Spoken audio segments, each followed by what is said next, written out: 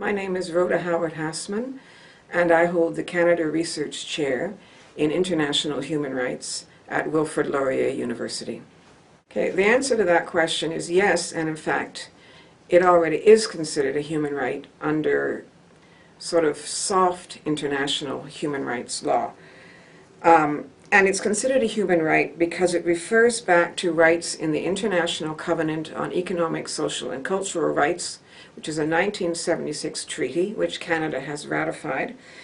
Article 11 of that treaty refers to the right to an adequate standard of living, and Article 12 refers to the highest attainable standard of health.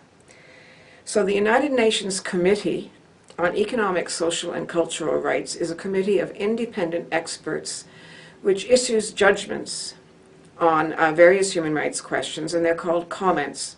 General Comment 15 is on the right to water, and so I have to read what they say.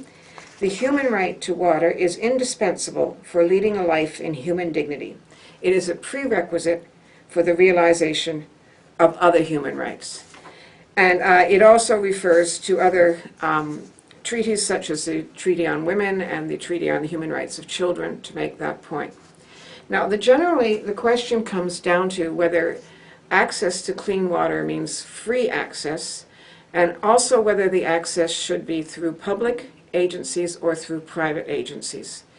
On the matter of free access, it is very difficult to find clean water that doesn't have to somehow cost something. We in the West take clean water for granted, but in fact, we pay taxes to make sure that that water is clean. There are maybe in Canada a few lakes up in the far north where you could just drink from the lake directly, but mostly you can't. In Africa, most water contains waterborne diseases, and it costs money to make sure that it's safe.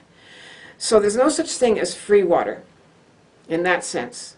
You may not be paying for your water, but if you're not paying for it, somebody else is paying for it.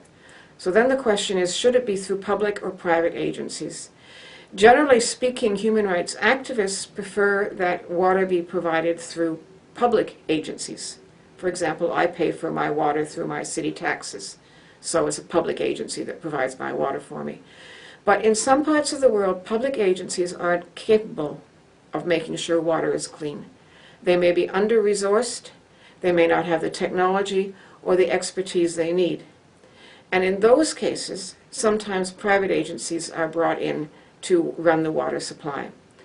Another thing we know is that it's probably better to charge people even a tiny amount of money for their water than to charge them nothing. If you charge them nothing, they're more likely to waste it than if you charge them something. So yes, access to clean water is a human right under these comments I've mentioned.